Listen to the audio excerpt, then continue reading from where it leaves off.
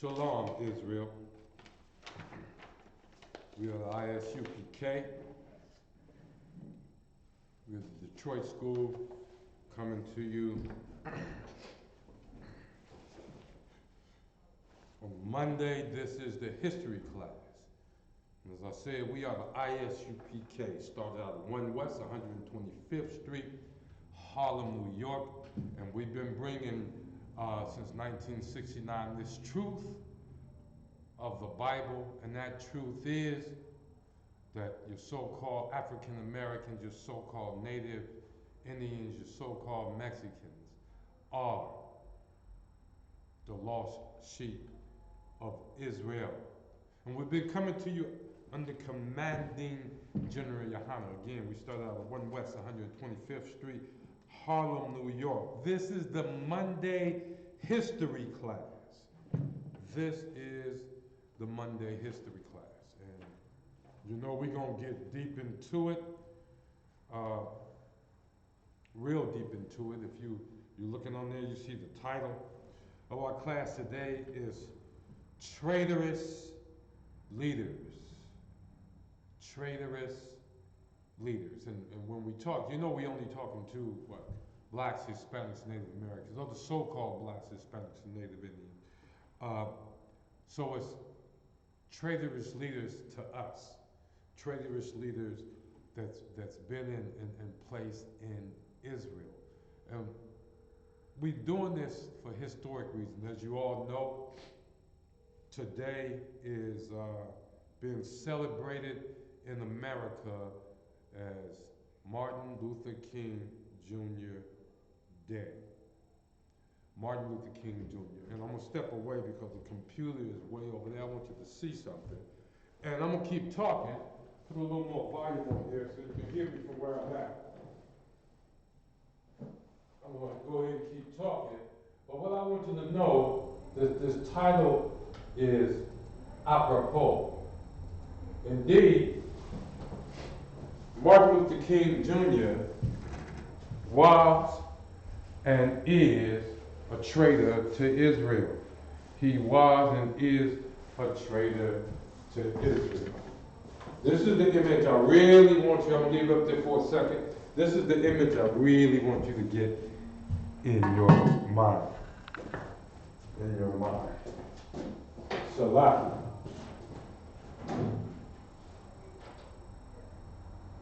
Shalom, Lord Christ. Khan, I was going to ask you, did that promo get approved? That Passover promo?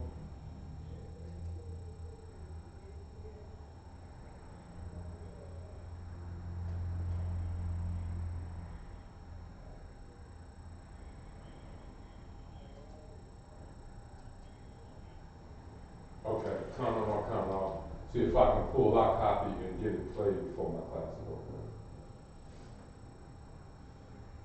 That's all I want to know. Shalom, Lord Christ. That's right. Salakia, Israel. But yes, Martin King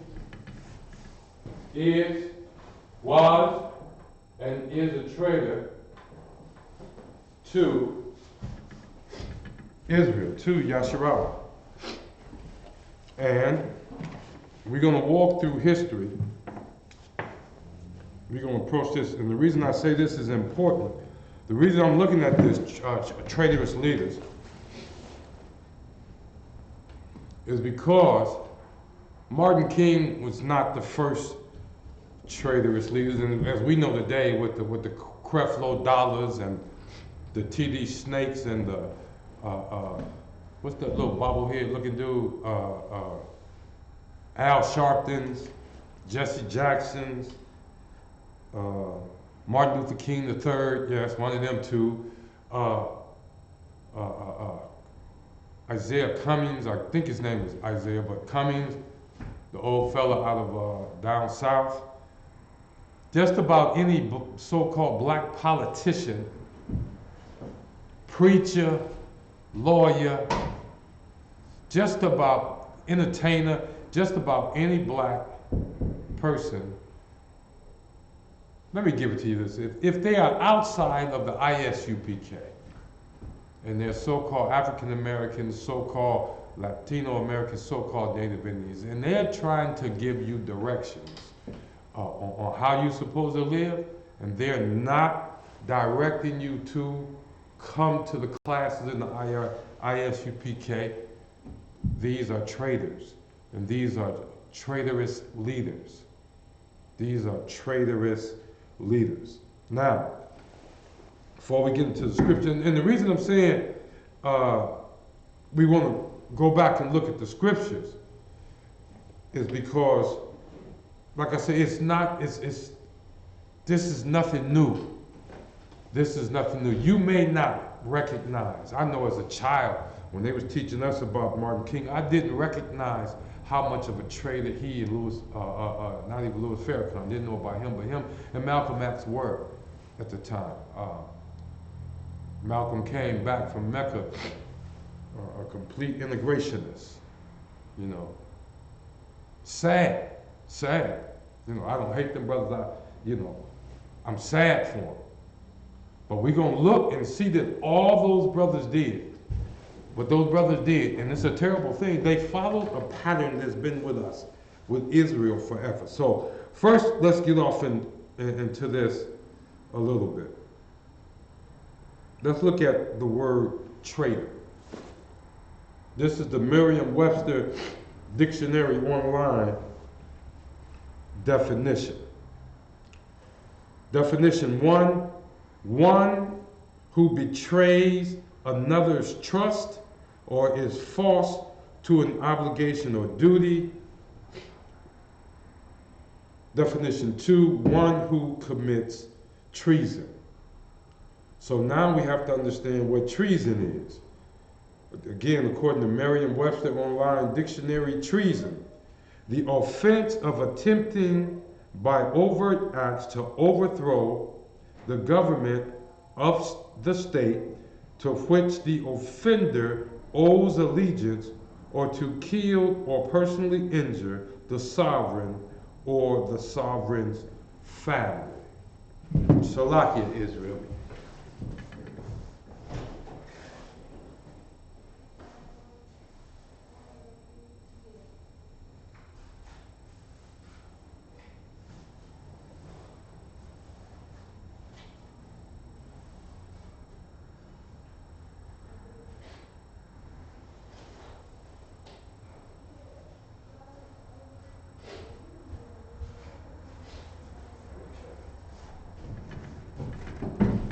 Definition of a traitor: one who betrays another's trust or is false to an obligation. And treason is the offense of attempting by overt acts to overthrow the government of the state to which the offender owes allegiance, or to kill or personally injure the sovereign or the sovereign's family. If I am a child of the Most High, if I am a child of the Most High, then I'm definitely his family.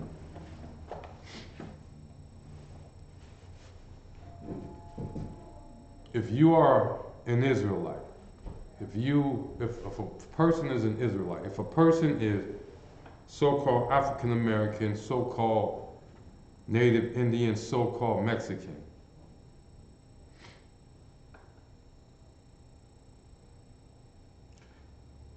and he or she is not leading you to obey the law, statutes, and commandments of the Most High found in the Bible, then he or she is a traitor. If he's trying to convince you to do any other thing than that, then he or she is a traitor. He or she is a traitor. Now, way back, and let me get ready to start pulling the scriptures.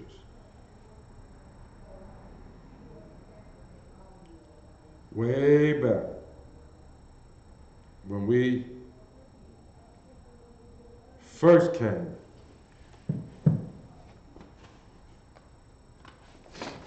out of Egypt.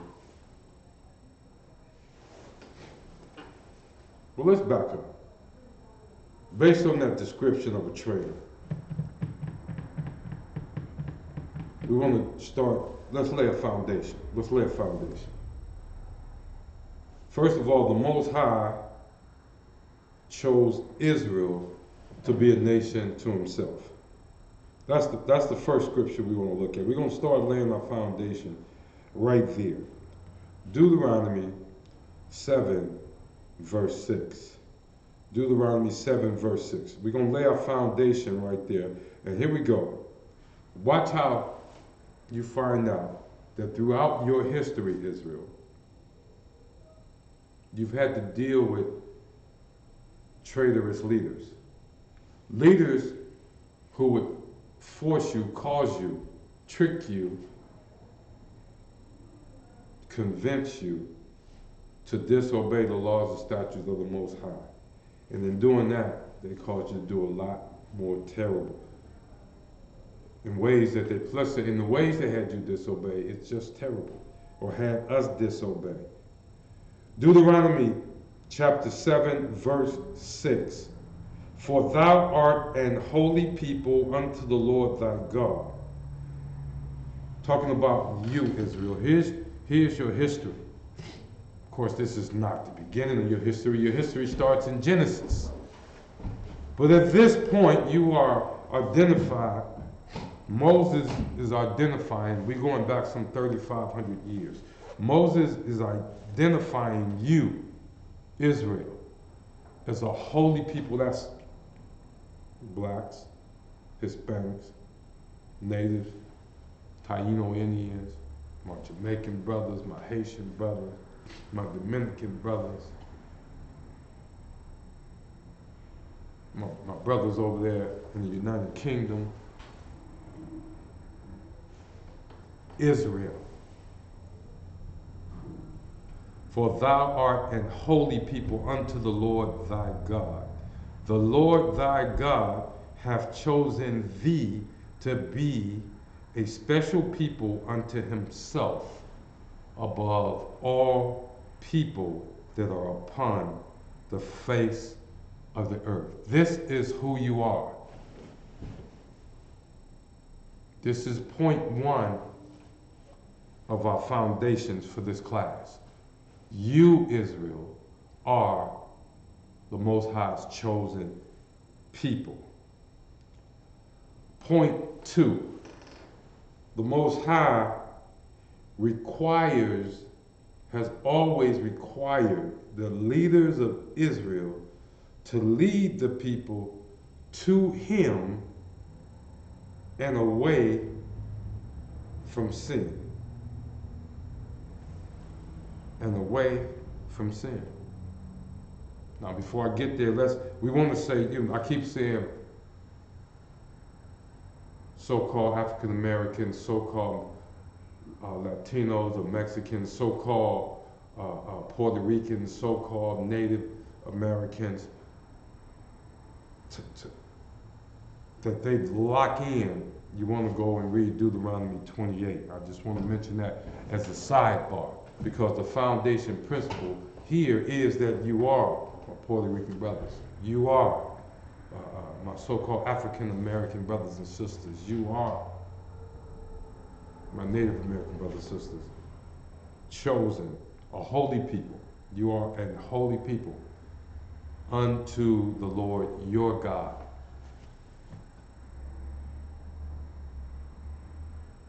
The Lord your God. And he's chosen you to be a special people unto himself above all the people that are on the face of the earth.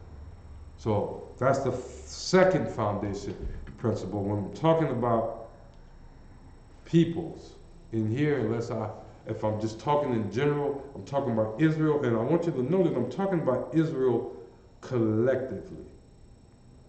I'm talking about Israel collectively. That do mean tribe of Judah and Benjamin and the 10 tribes that were separate. Now, today, we're looking at us as one people. No more separation.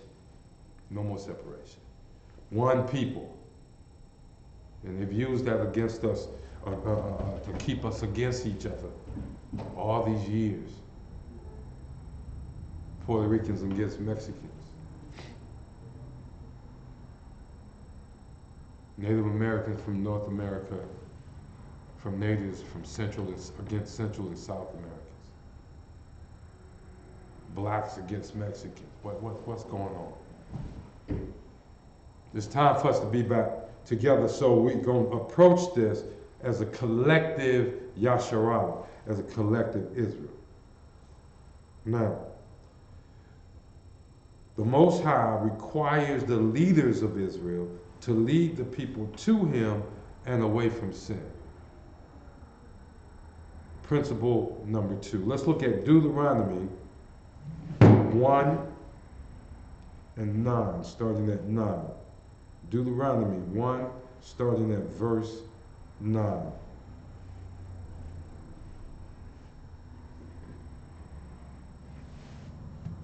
And I spake, this is Moses writing, and I spake unto you at that time, saying, I am not able to bear you alone.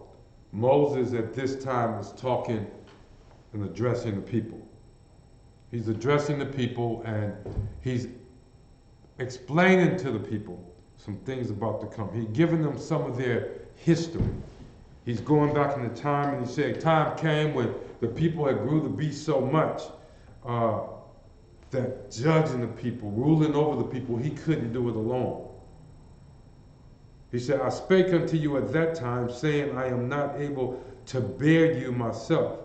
Verse 10, the Lord your God hath multiplied you, and behold, ye are this day as the stars of heaven. He's rehearsing this conversation. And in rehearsing the conversation, he tells them this in verse 13. He gives them these instructions. Take your wise men and understanding and known among your tribes, and I will make them rulers over you. Ye, verse 14, and ye answered me and said, the thing which thou hast spoken is good for us to do. So Moses talked to the people, Salakia. Moses talked to the people.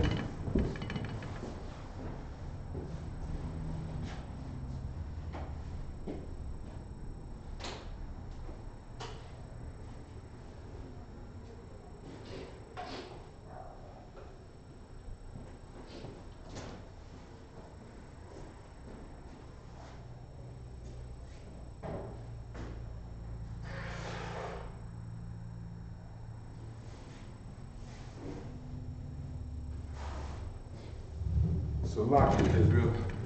Moses talked to the people and let them know he cannot govern them. So he had to get other men to help him rule over Israel.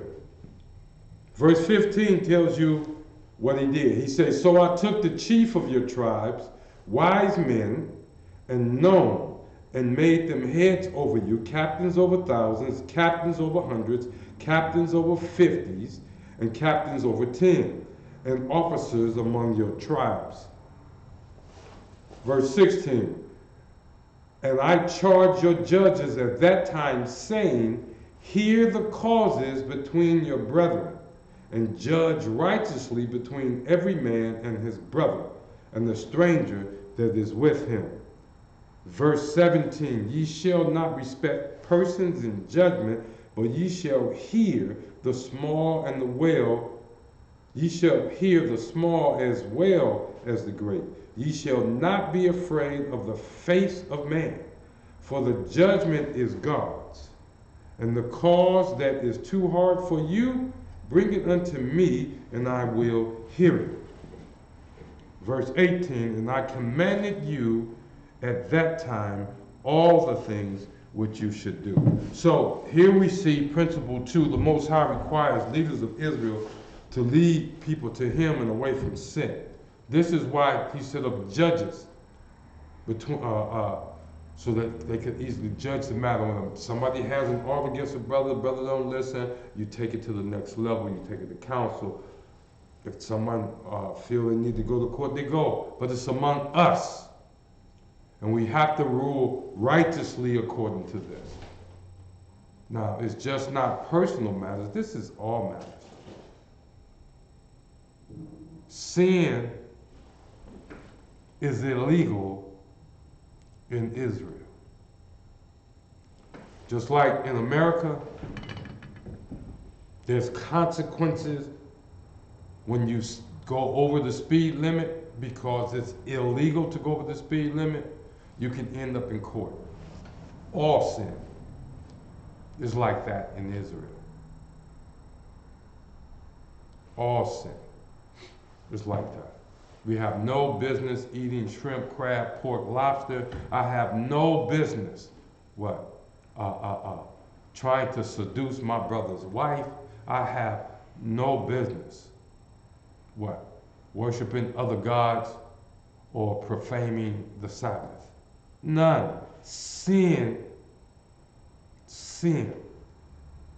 is the equivalent to being what's called illegal in the United States. There are consequences, there are judgments or punishments for those sins. And it's particularly to us, but you know that already.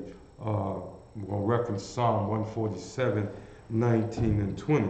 And that tells us who the Most High gave his word to, who he gave his statutes, his commandments, and his judgments to. That's Israel. Okay? Third principle foundation. The foundational principle for this class is that the Bible gives historical examples of traitorous leaders in Israel. And today, this same Bible continues to identify traitorous leaders within Israel. So, when I put up the picture of Michael King Jr.,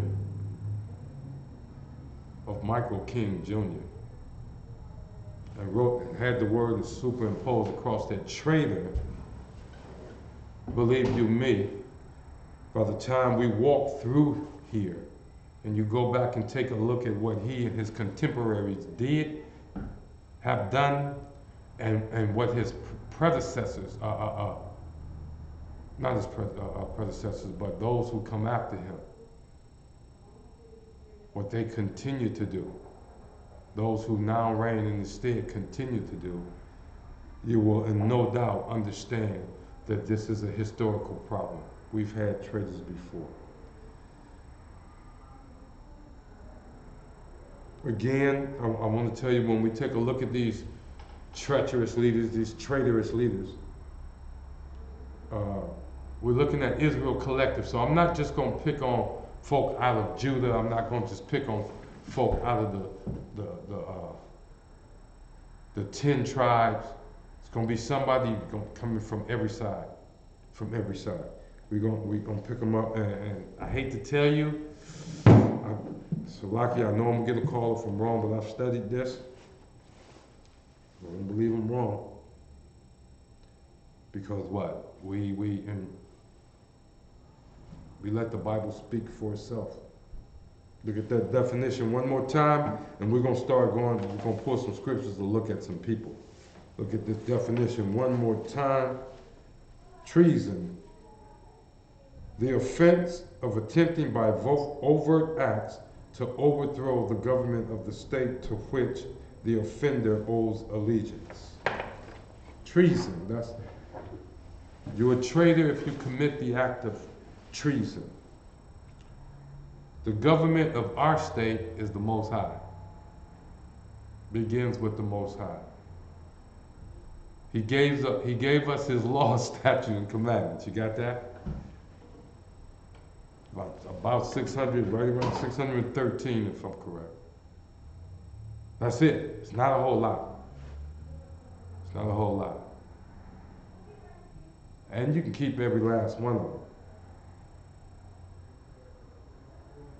But with that definition of a traitor, that means anybody who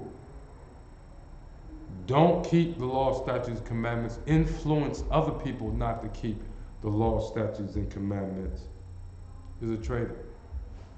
Let's look that up. Let's look that up. It just came to mind. What that scripture say? Teach others.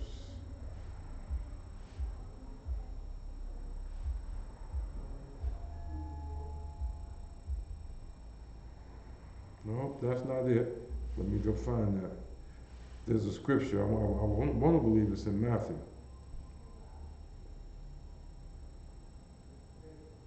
But let me paraphrase.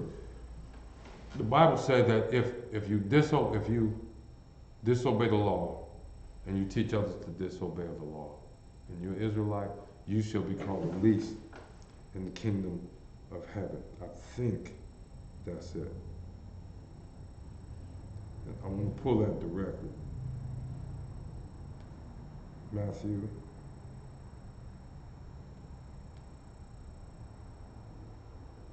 Mark, here we go. Matthew 5 and 19. Matthew 5 and 19. Listen to this. Whosoever therefore shall break one of these least commandments and shall teach men so, he shall be called the least in the kingdom of heaven. But whosoever shall do and teach them the same shall be called great in the kingdom of heaven. So even the Bible calls these folks, they know they're traitors. There's a consequence for going against the Most High, teaching folks against the Most High. Rulers, our rulers, are always taxed to obey the law, statute, commandments of the Most High. They don't get away. They've never gotten away with not obeying it. That's why Michael King didn't get away. That's why Malcolm X didn't get away. Even Marcus Garvey didn't get away. We've had some leaders, 20th century, now some more popping their head up in this 21st century. But let this class be a warning to them. The Most High don't play with you. If you think we're joking, let me show you the history that's led up to Malcolm and Martin.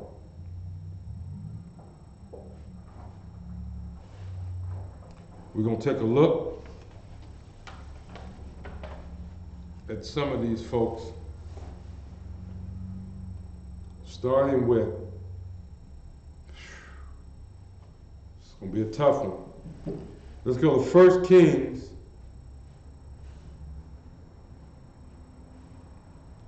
We're going to 1 Kings 11, and we're going to start at verse 4.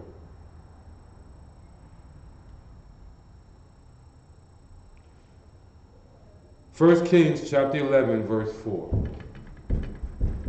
Now, I know Christians, if you're listening in, they're going to lose their mind on this one right away. But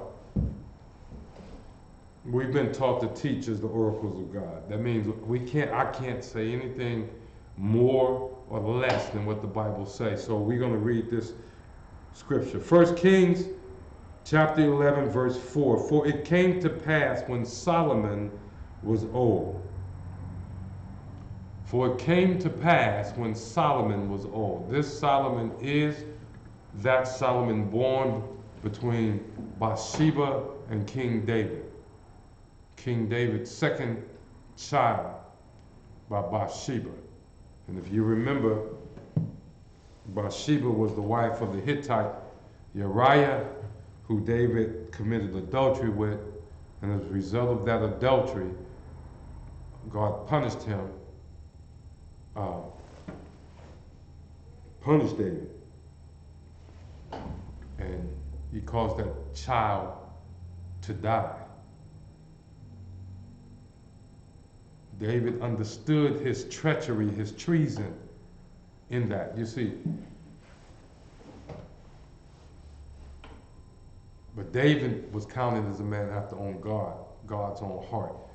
The reason behind that is because when the prophet came to David, prophet Nathan, say Nathan, the Christians say Nathan, but when the prophet came to David, David didn't try to hide. He didn't try to hide.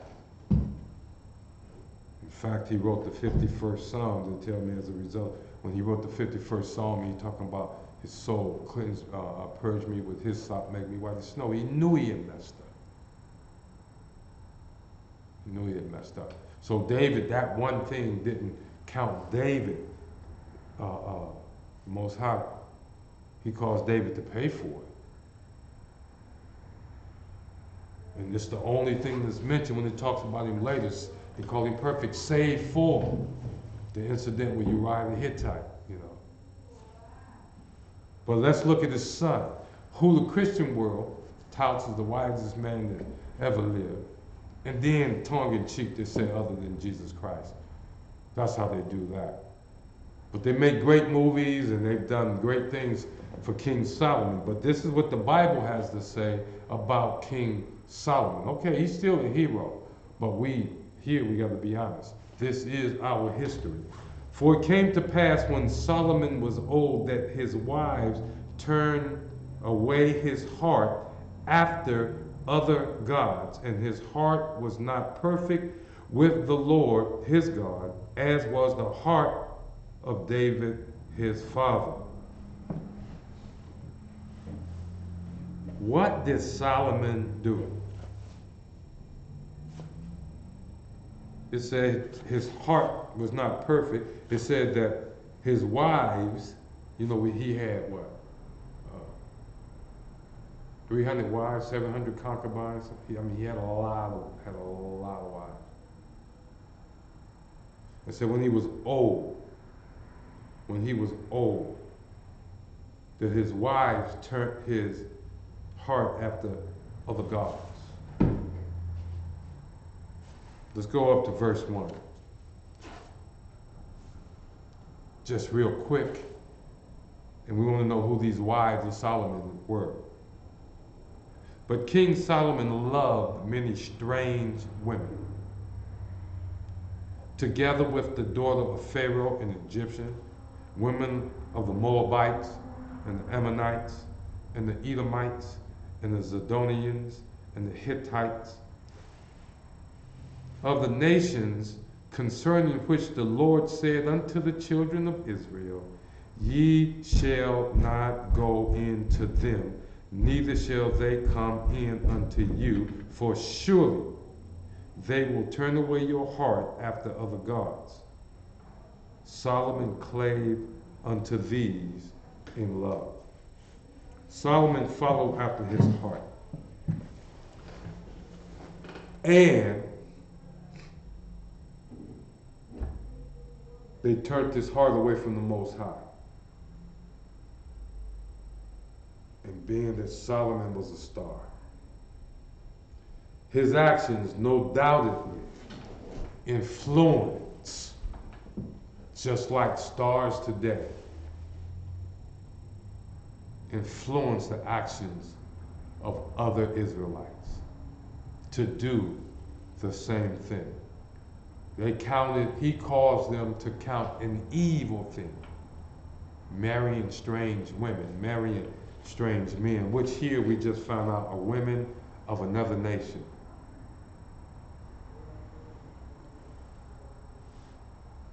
Women of another nation. Solomon did that.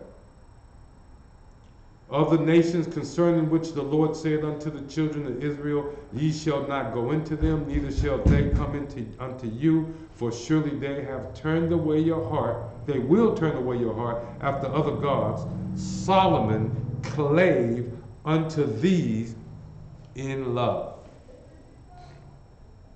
As smart as Solomon was, as powerful as a king, as rich as he became,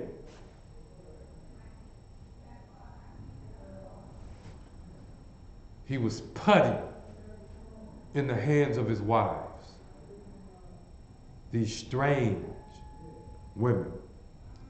Verse 3, and he had 700 wives, there it is, princesses, and 300 concubines. and his wives turned away his heart.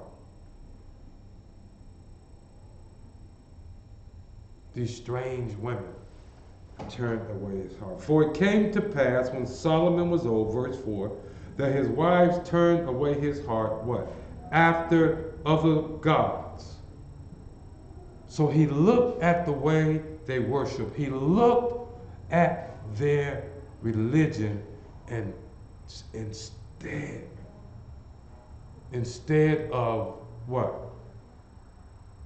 Telling them they got to, if they're going to be wives of his, they got to stop this bullshit. Salakia. They need to come and get in them outer courts, the court of the heathen, and learn to worship the one true God. Maybe they might have a chance. No, that's what he should have done, but that's not what he did. Let's see some particulars that Solomon did. Verse 5. For Solomon went after Ashtoreth, the goddess of the Zidonians. Now that goddess Ashtoreth,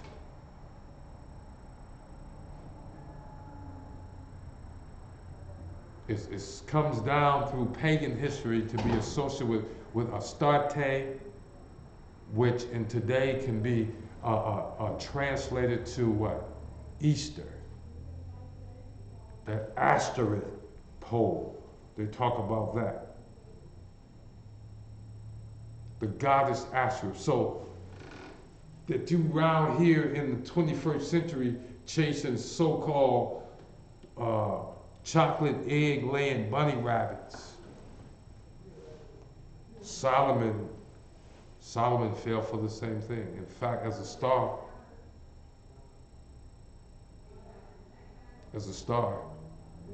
he you know, as the king, and he going after Ashtoreth, the goddess of Zidonians, and after Milcom, the abominations of the Ammonites.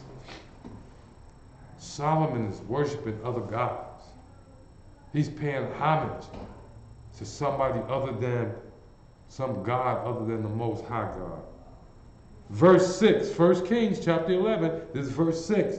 And Solomon did evil in the sight of the Lord, and went not fully after the Lord, as did David, his father. Let's jump down to verse 11. Or do I even want to skip it? Solomon did some terrible things. That was verse 6. Verse 7 said, Then did Solomon build a high place for Chemosh, the abomination of Moab, the Moabites, in the hill that is before Jerusalem, and for Molech, the abomination of the children of Ammon. You know, we went, here it is, Solomon built the temple to Molech, a high place to Molech. You know what they did on that high place of Molech? They sacrificed babies. We sacrifice our children on these high places. We committed infanticide, murder. Verse 8, and likewise did he for all his strange wives, which burnt incense and sacrifice unto their God. Here's Solomon with 700 wives. The majority of them are strange from other nations. They're strange and from other nations.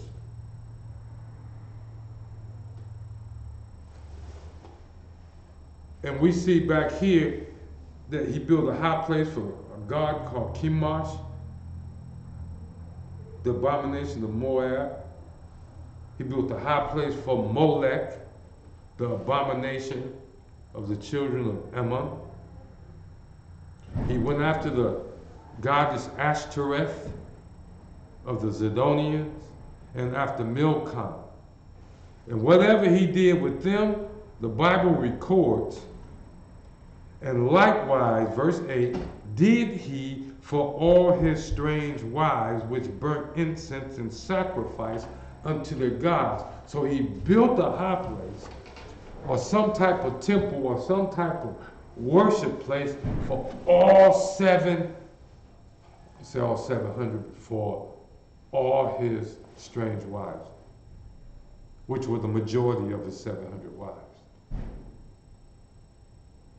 which was the majority of his 700 wives.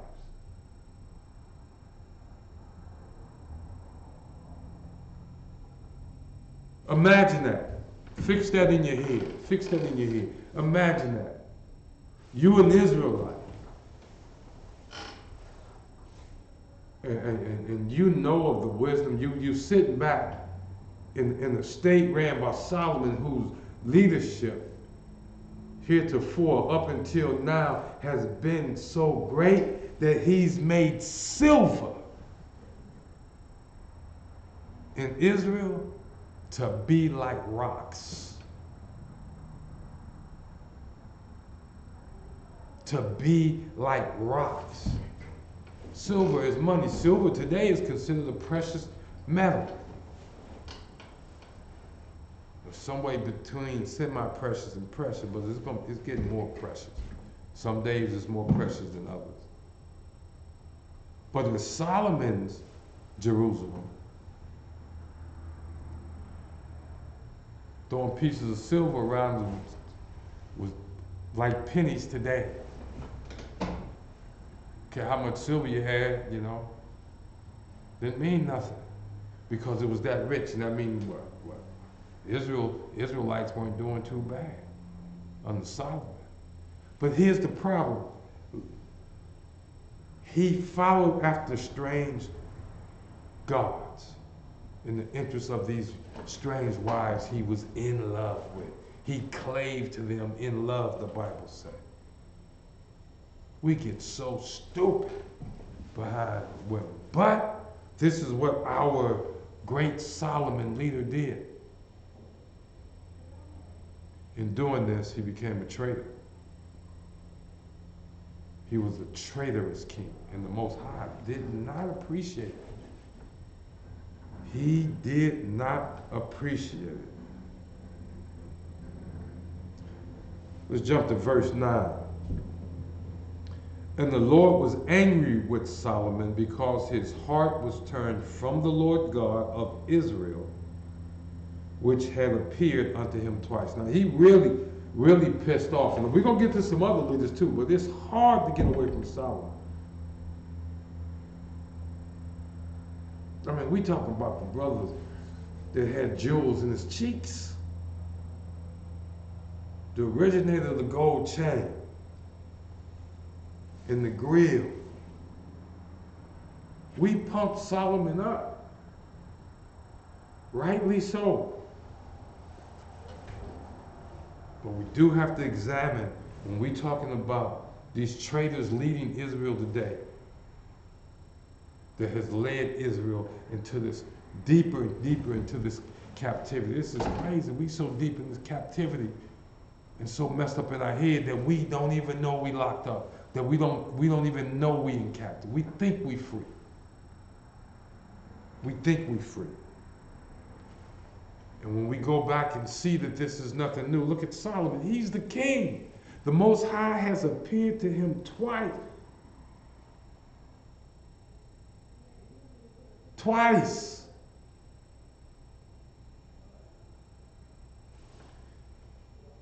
The Most High personally said, and had commanded him concerning this thing, that he should not go after other gods. This is verse 10. But he kept not that which the Lord commanded.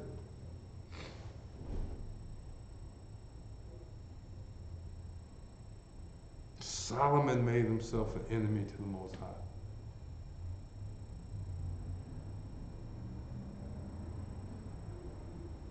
That's right. When we disobey the law, statutes, and commandments of the Most High, we make ourselves an enemy. We're going to come back to 1 Kings, but let's go take a look at it, just so you know.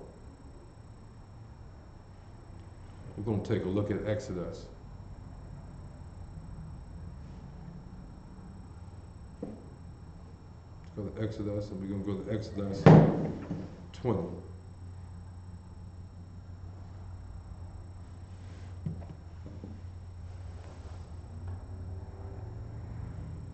Exodus 20, verse 5. Thou shalt not bow down thyself to them nor serve them, for I, the Lord thy God, am a jealous God, visiting the iniquity, that's the sin, of the fathers upon the children unto the third and fourth generation of them that hate me. When you sin, you prove that you hate the Most High.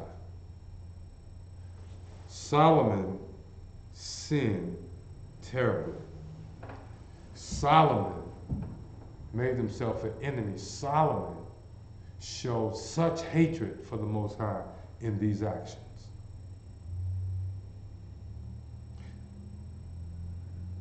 Verse 11, wherefore the Lord said unto Solomon, for as much as this is done of thee, and thou hast not kept my covenant with my statutes, which I have commanded thee, I will surely rend the kingdom from thee, and will give it to thy servant. Verse 12, okay, let's stop. Solomon, all of Israel is united under Solomon. They were united under David, and David passed the united kingdom on to Solomon. All of Israel, we're one people, we're under Solomon. And in his old age, Solomon turns away from, he's an elder statesman. He's considered the wisest man on the face of the earth. Everybody looked to Solomon for what to do. And what does he do? He takes on strange wives. He marries women outside of Israel. And then he loves them so much that he builds worship places to their gods. And he goes after a couple of their gods himself. He's the most public man in Israel. How do you think that influenced everybody else? He's made the life in Israel to be one of ease. Silver flows like water. Silver is like rocks, the Bible says. Under Solomon, silver is like rocks. But now we see he made a terrible mistake. The Most High tells him in verse 11, because you've done this, for as much as this is done of thee, and thou hast not kept my covenant and my statutes, which I have commanded thee, I will surely rend. That means to violently tear or violently separate. To rend is to violently separate the kingdom from thee, and will give it to thy servant. So Solomon is about to lose the kingdom. Verse 12, notwithstanding, small old English lesson, notwithstanding is kind of like saying, even in spite of what I just said, okay? Notwithstanding, in thy days I will not do it for David thy father's sake, but I will rend it out of the hand of thy son. So Solomon just got the kingdom taken away from the heir that comes after him, the blood heir that comes after him. Verse 13, howbeit I will not rend away all the kingdom. He said, I'm not going to rip away the whole kingdom. Howbeit, I will not rend away all the kingdom, but will give one tribe to thy son for David my servant's sake, and for Jerusalem's sake, which I have chosen.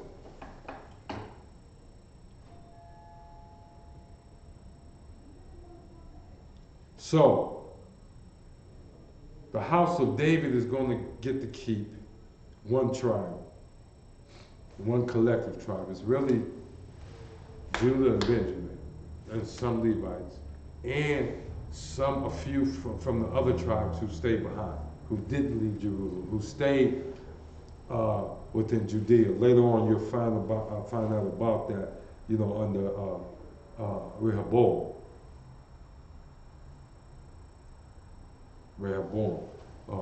Solomon's son.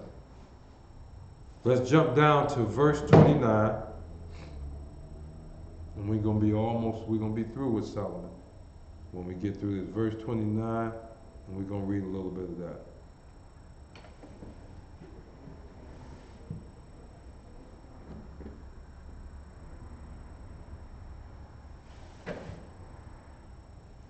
The last thing he said, he was going to rend it from Solomon's son's hand.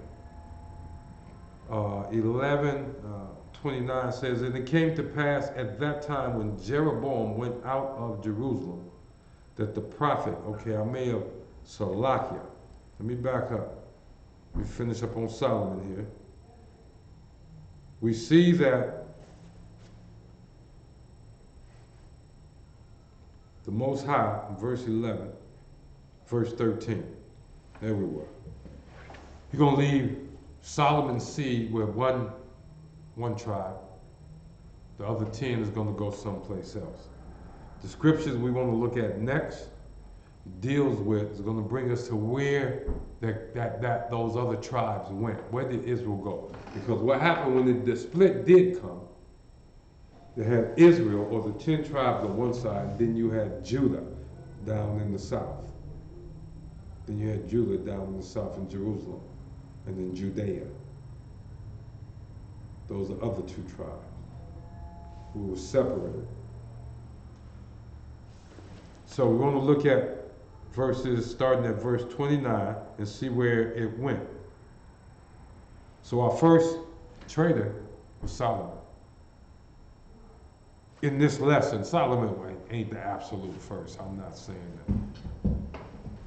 I know you can remember back at Mount Sinai even before Moses, after Moses went up and came down, what did Aaron do? Moses' brother Aaron was a leader. He was supposed to hold the people and keep them doing the right thing. But no, he took their earrings and what did he do? He made a golden calf while Moses was up in the mountains. Hell, that's Moses' brother. A traitor. It didn't cost him his life, but it cost Israel a lot, and it cost him something. Miriam spoke against Moses, and what did the Lord do? Made her leprous, turned her white as snow. For 7 days, put her outside the camp. And the man of God had to pray. He had to be the one to beseech the Lord, to beg the Lord for the people. And these was leaders under Moses. Here we have the son of David, the King Solomon. As famous as he is. I almost wasn't ready for this. But prior to this, I learned about John the Baptist. We're not going to pick on John the Baptist today. We're not going to do it. We'll show you some other traitorous leaders over in the New Testament. We'll leave John the Baptist alone. Verse 29. Let's see where the kingdom went, where those 10 tribes went. And it came to pass at that time when Jeroboam went out of Jerusalem that the prophet Ahijah the Shilonite found him in the way. And he had clad himself with a new garment, and they too were alone in the field. And Ahijah caught the new garment that was on him and rent it in 12 pieces. And he said to Jeroboam, take thee 10 pieces, for thus saith the Lord, the God of Israel, behold, I will rend the kingdom out of the hand of Solomon, and will give 10 tribes to thee. Verse 32. So we see who's going to get these 10 tribes, Jeroboam. Now watch. Verse 32, but he shall have one tribe for my servant David's sake, and for Jerusalem's sake, the city which I have chosen out of all the tribes of Israel. Solomon's seed gets to keep the smallest portion of Israel. And yet that smallest portion of Israel, the Most High, is chosen unto himself again. He's chosen the city of Jerusalem.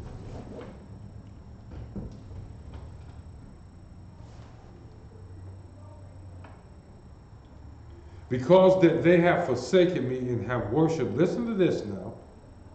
He's still talking to Jeroboam. He said, because that they have forsaken me and have worshipped Ashtoreth, the goddess of the Zidonians, and Chemosh, the god of the Moabites, and Milcom, the god of the children of Ammon, and have not walked in my way to do that which is right in mine eyes, and to keep my statutes and my judgments, as did David his father. He's telling them exactly why he's taking this away from Solomon. And it's going, now he's telling Jeroboam, this is why I'm doing this now. This is why I'm doing it. Howbeit, I will not take the whole kingdom out of his hand, but I will make him a prince all the days of his life for David my servant's sake. In other words, he's going to, Judah, he's going to always have Judah, he's going to always have Benjamin. It's going to be a small collective of the rest of Israel that clings unto the house of David.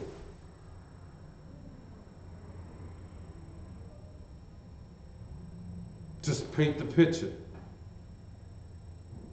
Here you got Judah. Let's see if can we see that today. Who's Judah today? Oh, that's right, the Negro, the American Negro. And then you got what, Benjamin, our Jamaican brothers. We still together. Amen. We back and forth with them all the time, right? All the time. And then who's now coming in and getting closer and closer to Judah? Gad, Dan, Issachar. The Levites are showing up. Another brother from Haiti, a while back, it was a sad situation, but we shall see. I know the Most High is working with that brother. Working with that brother. But it's the same picture today. Here's Judah primarily here. We real close with our island brothers. I remember, man, growing up, you was doing something big if you was going to Jamaica, to the Bahamas or something like that. You was doing something big. You see. So all the tribes, even now, still touch Judah, just like this time in history. All the tribes still touch Judah, but he took the 10 tribes, recognizable tribes, away from King Solomon. Verse 35, but I will take the kingdom out of his son's hand and will give them unto thee, even 10 tribes. And unto his son will I give one tribe, that David my servant may have a light always before me in Jerusalem, the city which I have chosen to put my name there. 37, and I will take thee, and thou shalt reign according to all that thy soul desireth, and shalt be king over Israel. And it shall be, if thou wilt hearken unto all that I command thee, and wilt walk in my ways, and do that is right in my sight, to keep my statutes and my commandments, as David my servant did, that I will be with thee, and build thee a sure house, as I built for David, and will give Israel unto thee. Jeroboam,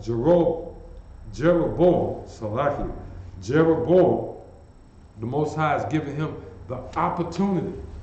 He's laid it out there fair. If you just keep the law, statutes, and commandments, as did David. Now, David had personal mistakes, so guess what? The, the, the, the Most High is merciful. He had mercy on David. Thus comes Solomon. You see? And he's here. We see Solomon just messed up, and he's giving Jeroboam Israel, the 10 northern tribes. Verse 39, and I will for this afflict the seed of David, but not forever. And I'll show you how we respond. I was going to stop at verse 39. But this is how many leaders respond. Verse 40. Solomon sought therefore to kill Jeroboam. And Jeroboam arose and fled into Egypt unto Shishak, king of Egypt, and was in Egypt until the death of Solomon. Solomon was so smart, he figured out who was going to be given kingship over Israel, over the 10 northern tribes, while his son was just going to be left with Judah and Benjamin. And what did he do? What did Solomon do? He sought to kill Jeroboam. Now let's look at, therefore Solomon, we call Solomon the traitor. And that says, he went against the Most High. When the punishment came down, he even sought to kill the man the Most High was putting in charge over Israel. Solomon sought to kill him. All the while, remember, he had our people living in the lap of luxury, lavishly. We didn't care for anything.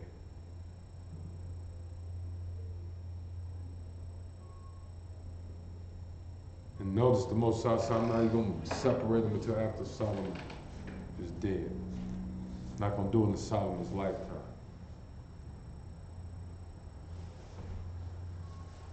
And so in the time Solomon had left, he continued on. He was an old man. When he wrote, this is the conclusion of the matter. Fear God and to keep his commandments. He finally got that to it, but it was too late.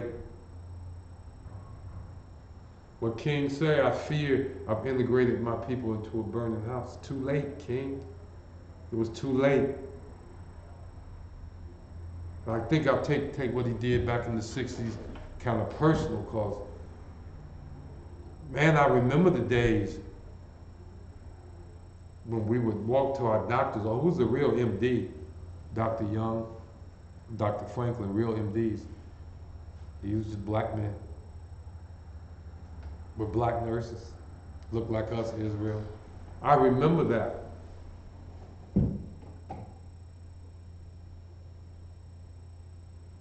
We can't help but lose. Solomon lost the kingdom because he betrayed the kingdom.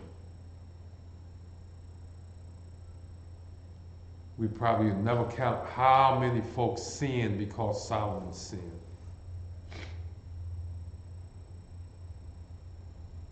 Whole nation of people. Whole nation. We were the sands of the sea, a whole nation of people. Saw what Solomon was doing. And if the king did it, it must be all right. Ain't that how it worked? And isn't that why Nike and Reebok and Coca-Cola and all other types of businesses are willing to pay ungodly amounts of money to what? Black athletes who reach the superstar level? Why? Because Israel has, we are some naive people, historically. Naive. He plays basketball, and so therefore we think we should listen to Kareem Abdul-Jabbar idea on integration. Yeah. Teach me about a hook shot. Now I figure out whether I want to live next door to an Edomite or not, to an Ammonite or not. And I say no. You see, if I don't have to. But we see Solomon. Now let's take a look at Jeroboam. 1 Kings, we're going to go to chapter 12.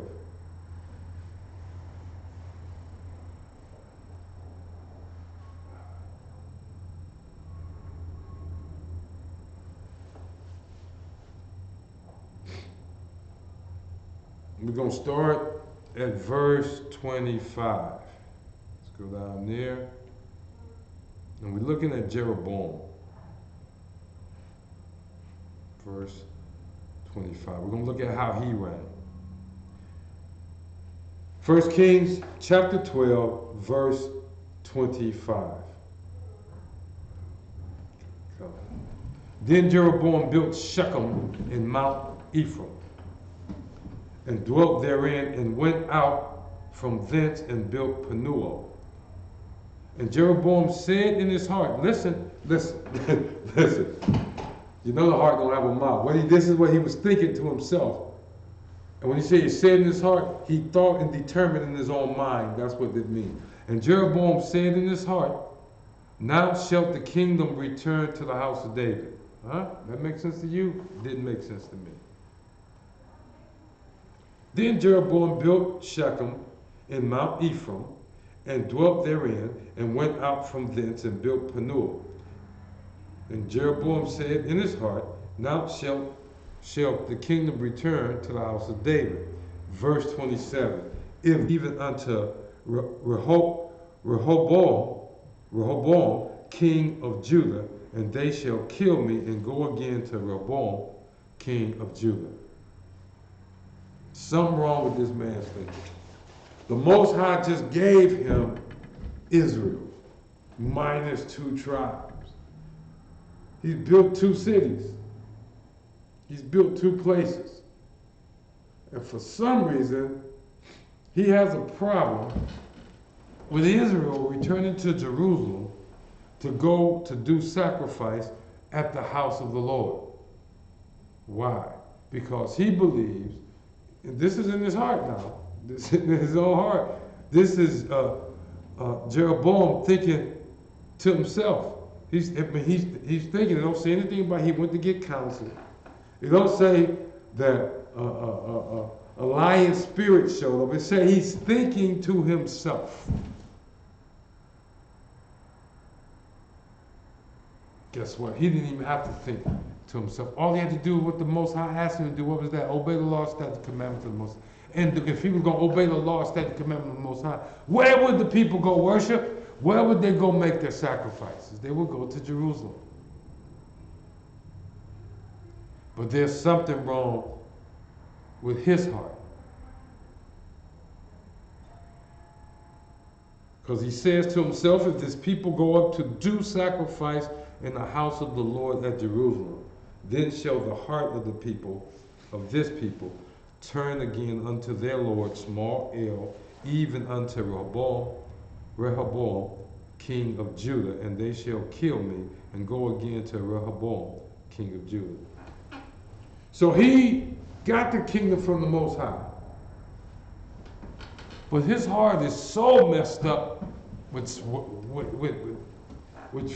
something, with fear, whatever it might be.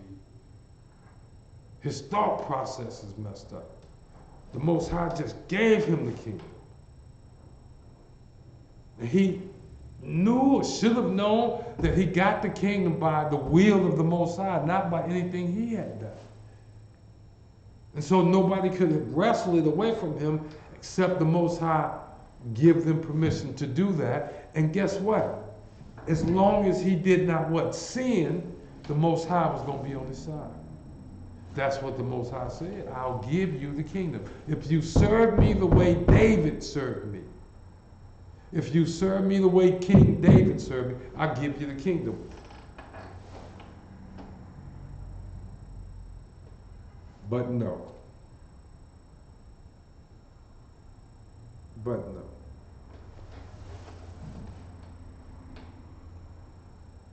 Verse 28.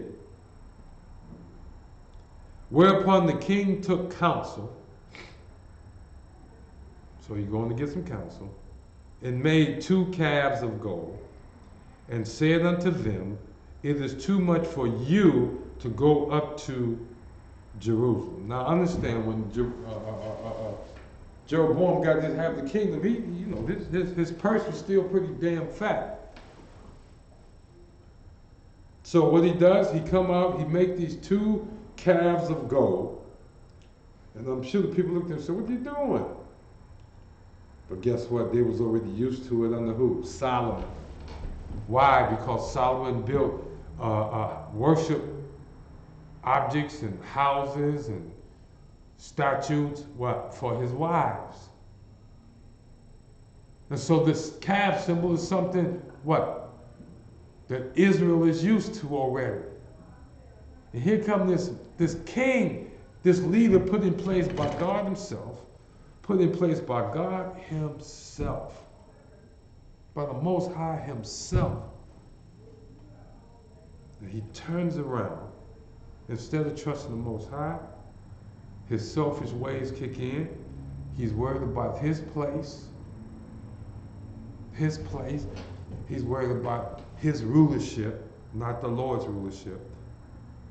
And so what he does, whereupon the king took counsel, verse 28, 1 Kings 12, verse 28, and made 2 calves of gold, and said unto them, it is too much for you to go up to Jerusalem.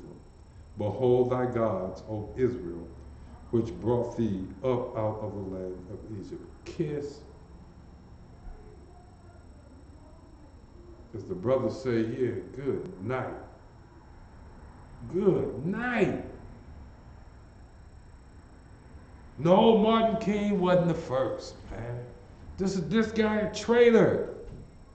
This guy is a traitor to Israel. And every traitor leader of Israel does the same thing. He drags down a number of other Israelites with him, with her.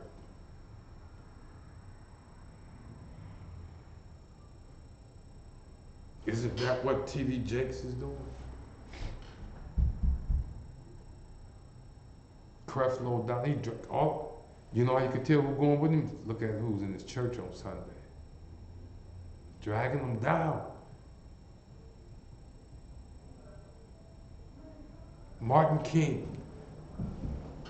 Damn. He had to go.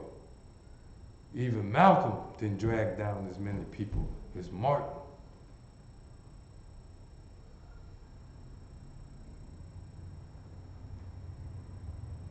And who's that one that's still living today? Farrakhan. Traitor. Goddamn traitor. Slovakia.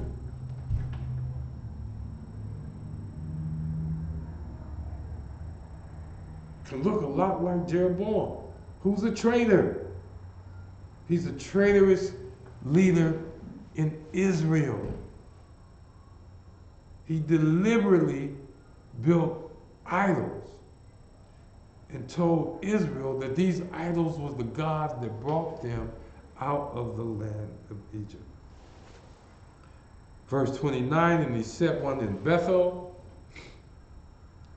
and the other he put in Dan. Poor Dan.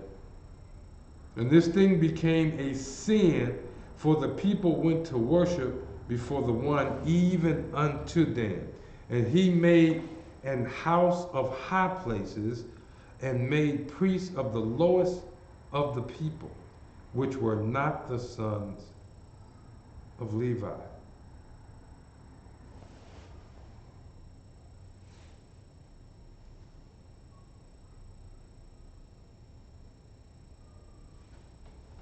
Nothing that's going on in Israel today, among us today, is new. Here's Jeroboam. Oh, and he ain't through.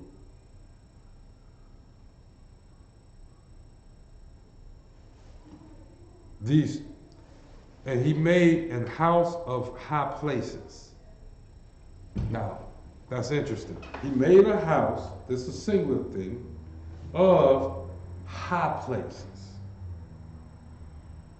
Now, correct me if I'm wrong, but this seems like it's describing one house where inside there's many different ways you can go to worship. He's trying to tell the people, as long as you worship, you cool, no matter how.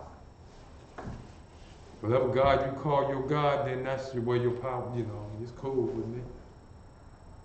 It's crazy. But this is our history. Solomon betrayed us for some women. He became a traitor over hundreds of women that he loved. For every one of his strange wives, he allowed their crazy ass religion to exist within Israel. And here, all of Israel. And here's Jeroboam after getting the 10 northern tribes. The heathen built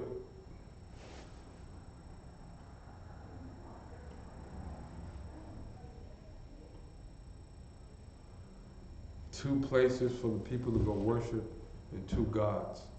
Well, the same God, I think, because they both calf, but they're in two different places. And he made them not worship the Most High. Sin. Definition of treason as allegiance. Solomon's allegiance was to Israel, to the Most High. Overt acts are acts that are done in the open, as opposed to covert acts. They are done in secret. You hear the CIA in the movies. You hear them talk about covert actions. That's actions done in secret, covert operatives. These are spies who operate in secret. Overt is the opposite of covert. It means to be done openly. Solomon openly built worship places for his strange wives. Set up high places. Jeroboam did the exact same thing, and his allegiance, he owed his allegiance to Yahweh, our power. He owed his allegiance to Israel. And so we see right here, Jeroboam is committing treason. He's a traitor. He's committing treason. Verse 31, and he made an house of high places and made priests of the lowest of the people. Now look at here. What do? He go get Willie the wino. He go get the crackhead. He go get the meth head. You see what I'm saying? He go get the guy that we begged for years to quit drinking, but now,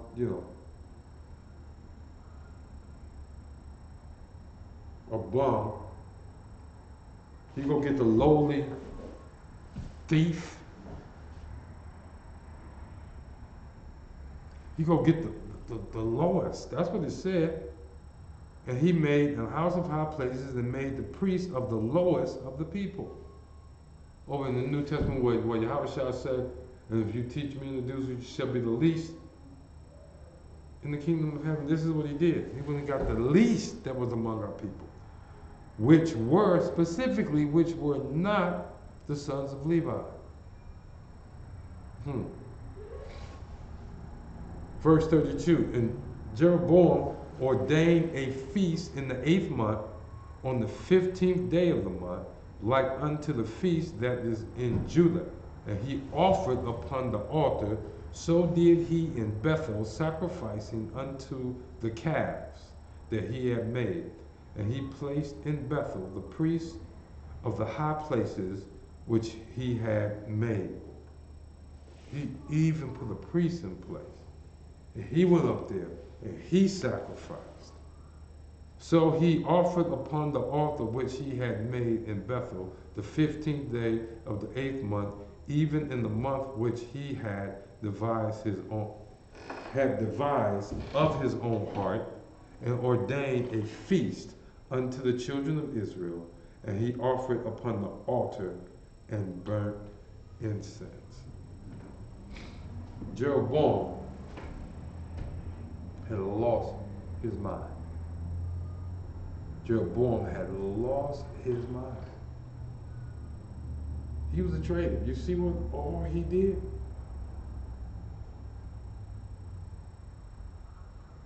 Solomon, traitor. Solomon was a leader, great leader. Turned out he was a traitor. Didn't end too well. Jeroboam, the Most High called him, picked him, gave him the kingdom. Gave him the kingdom. Asked him to do a simple thing, abide by the law, statute, commandments of the Most High. Make sure the people do that. That's all. But nope. He couldn't even trust that for a little bit. And so what did he do? Turn to pagan gods. Now let's go to 1 Kings 16. And this is going to be the last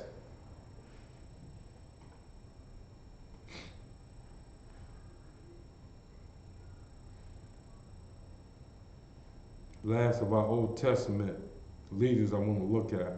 Then I'm going to go someplace else. You know, 2 hours is really not enough time now.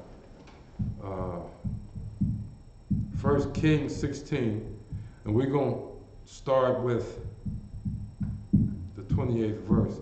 You know what? And if you guys don't read these parts of the Bible, you need to get into it, man.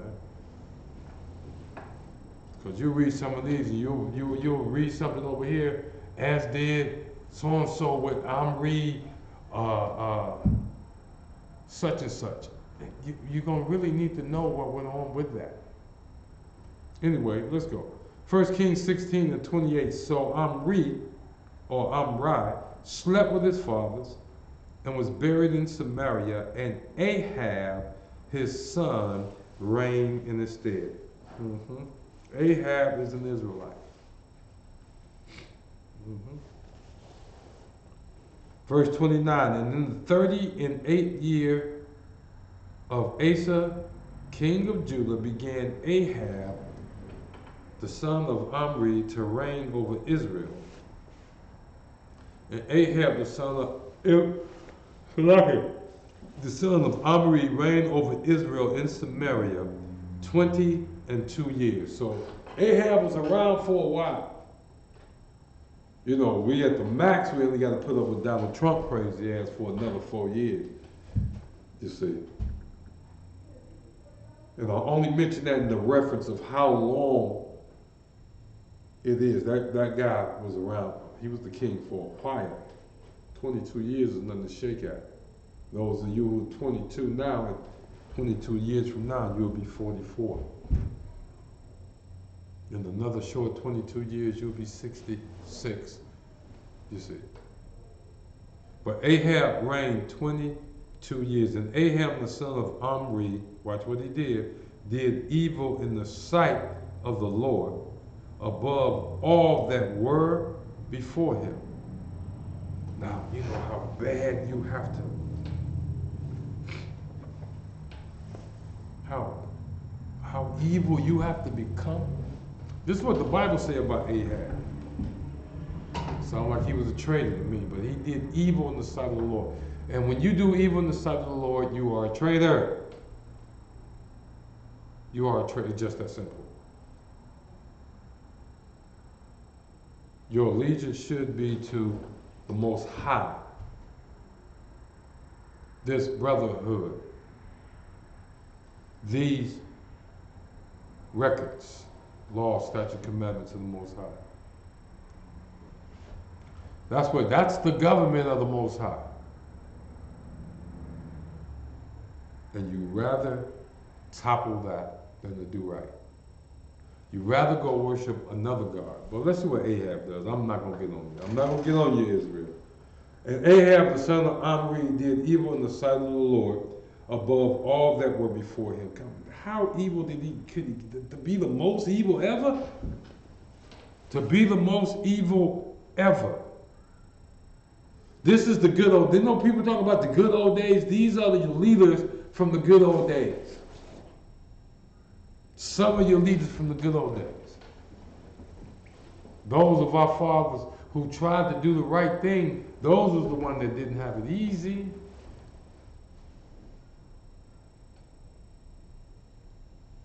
Verse 31, and it came to pass, as it had been a light thing for him to walk in the sins of Jeroboam, the son of Nebat, that he took to wife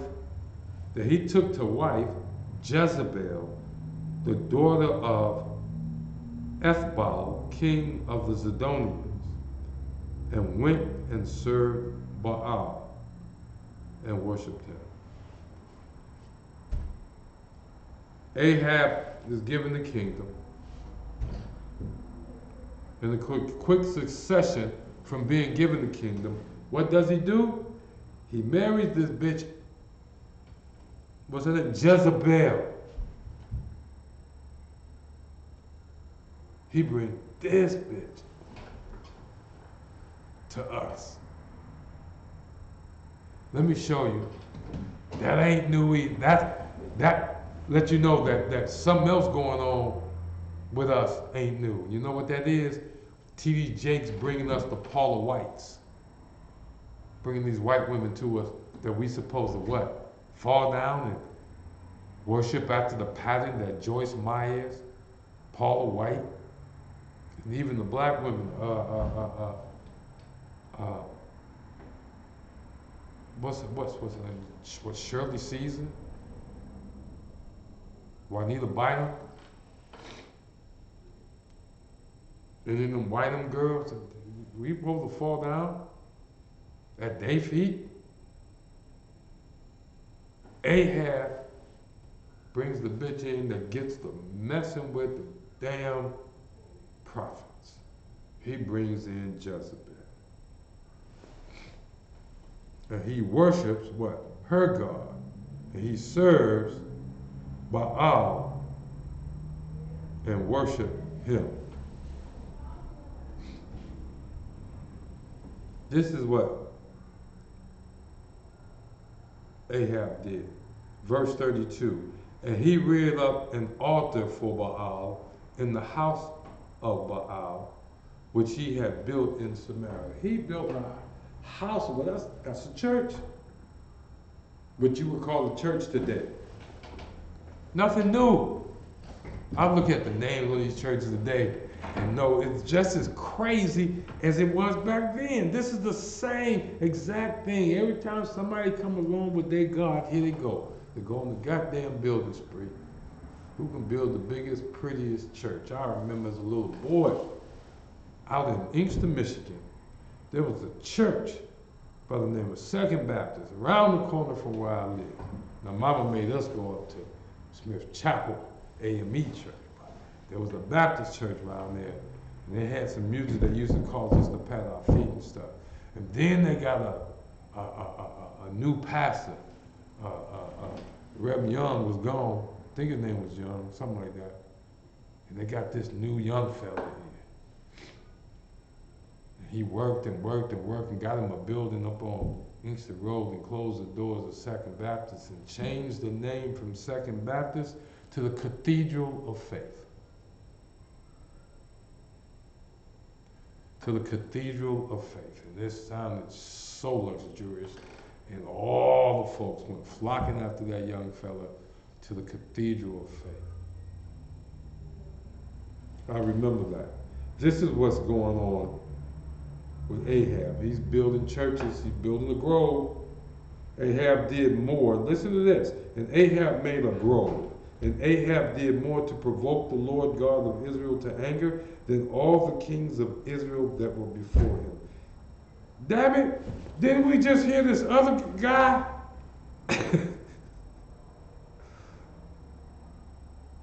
was the worst. The somebody was the worst, and not Ahab. So Ahab went out of his damn way to piss the Lord off.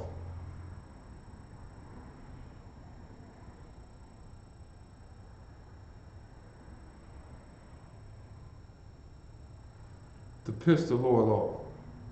He went out of his way. Now that's just, and man, we're running out of time.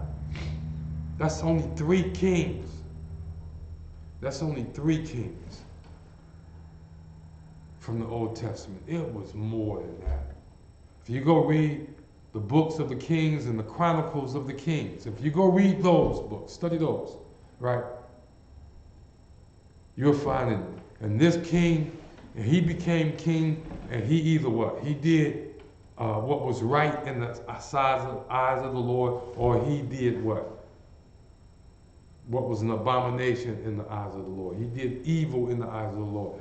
This is a historical back and forth with leaders of Israel. And when I mean historical back and forth, you got some kings that were like David, they were good kings. You got other kings like Ahab, that was the worst that ever did come along. Solomon started off great, but how did he end? Jeroboam, he did evil in the sight of the Most High. Let's bring it down off the king level, and let's go take a look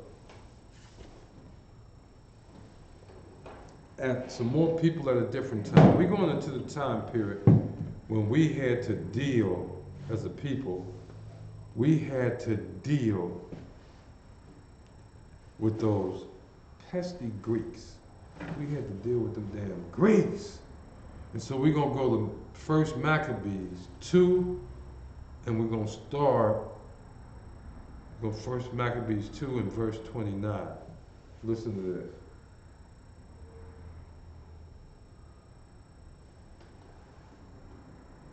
Is that right?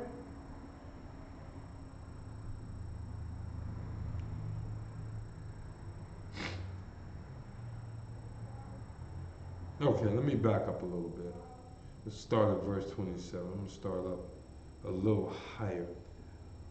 Thus dealt he zealously for the law of God, like Phinehas did unto Zambri, the son of Salom. Verse 27. This is 1 Maccabees 2, 26. 1 Maccabees 2 and 27. And Mattathias cried throughout the city with a loud voice, saying, whosoever is zealous of the law and maintaineth the covenant, let him follow me. This is Mattathias, Judah's father. These are the Maccabee boys. These are the Maccabees. And they fought the Greeks and tore their ass up. They just whooped on the Greeks. Let me see if I can give you a quick rundown. Then many that sought after justice and judgment went down into the wilderness and dwelt there. The Maccabees just finished.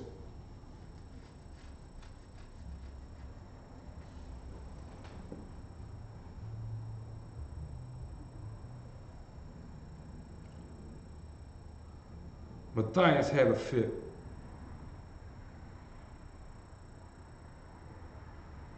About this fella who came to him and trying to talk him and his boys into disobeying the kings, the great kings at the time who he was fighting against, and the kings that we were under before this Maccabees revolt. They come to us and said, we want you to profane the Sabbath, we want you to eat pork. This is the thing we're going to hear. Quit serving your God. And Matthias and his boys wasn't having it. They fought, killed somebody.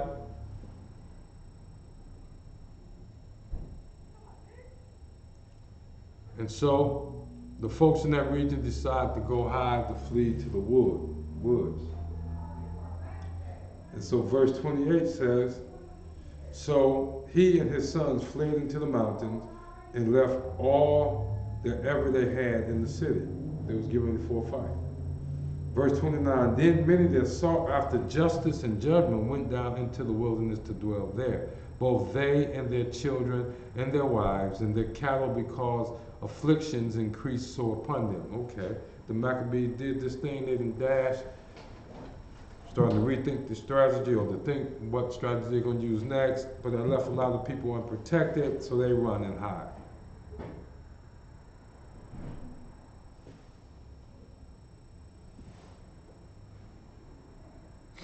Now, when it was told the king's servant that, this is verse 31, that was at Jerusalem in the city of David, that certain men who had broken the king's commandment were gone down into the secret places in the wilderness, they pursued after them a great number, and having overtaken them, they camped against them and made war against them on the Sabbath day.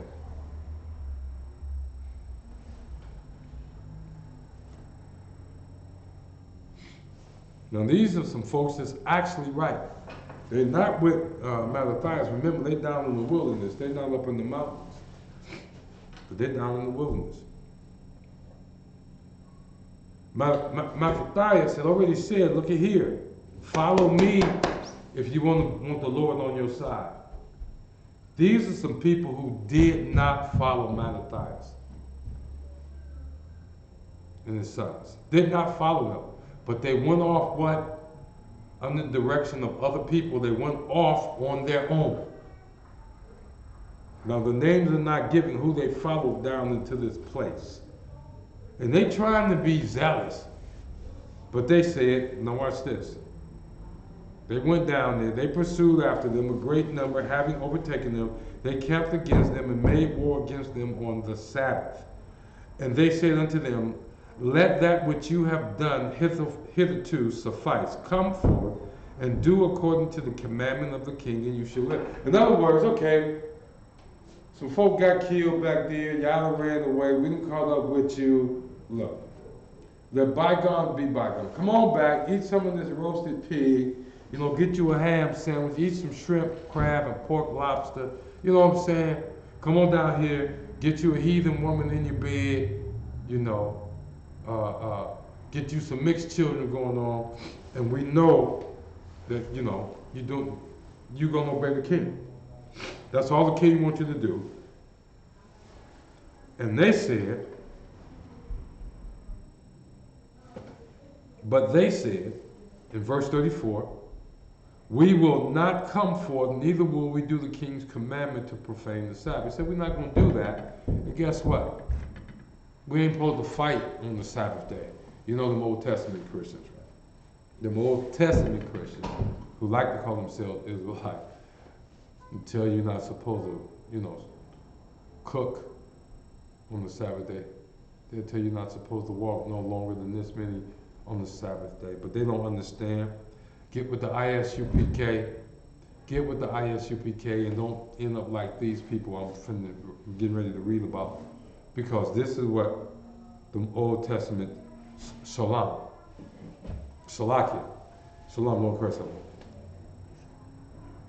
Khan Wakan.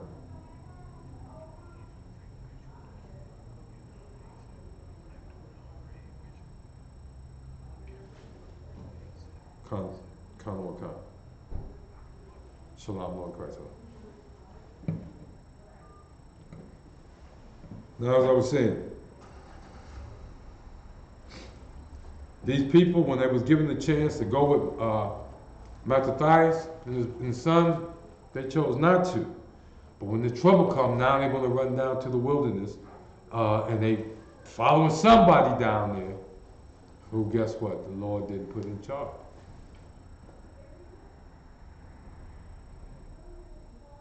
See, the same person they're following now is probably the same one that was convinced them not to follow Mattathias, traitorous. Look what happens when you try to lead Israel and you ain't got no business leading. Look what happened to you, Israel, when you follow somebody you ain't got no business following, even if it is another Israelite. Let's read. Howbeit they answered not, neither cast they a stone at them, nor stopped the places where they lay hid. Oh, let me back up, Salakia. But they said, we will not, verse 34, but they said, this is 1 Maccabees 2 and 34, but they said, we will not come forth, neither will we do the king's commandment to profane the Sabbath day. So then they gave them the battle with all speed. Howbeit, they answered them not, neither cast their stone at them, nor stopped the places where they lay hid. Verse 37. But said, let us die all in our innocence. Heaven and earth shall testify for us that you put us to death wrongfully. Verse 38, so they rose up against them in battle on the Sabbath, and they slew them with their wives and children and their cattle to the number of 1,000 people. Verse 39, now when Mattathias and his friends understood hereof, they mourned for them right sore. Mattathias had given them the opportunity to follow the man, the Most High had leading them, but they chose another leader. And they followed another leader and got their wives and their kids killed. And Mattathias didn't hate them brothers and sisters. He didn't point his finger at them and say them stupid. No, he mourned for them, and he was greatly sore. It hurt him terribly. It hurt him terribly. When you follow a treacherous leader, this is what happened. What Martin King told you to do. What he told you to do. Stand out there and get water hoses turned on you, let dogs eat you up. Let white folks do anything to you. And did that stop the lynchings? No. What's the mass result of that? It's more of a common everyday thing that a brother today will be shot down in the street, 2 or 3, with the number of major cities we got, even in small towns.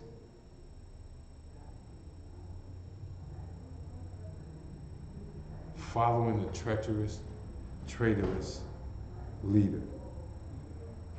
So let's look at 1 Maccabees 5. And we're going to start around the 18th verse. Let's look at the 18th verse.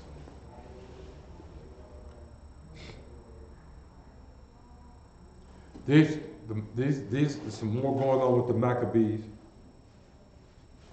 The Maccabee revolt or the Maccabee wars, what you want to call them. Here's another spot. Now Judas is in charge.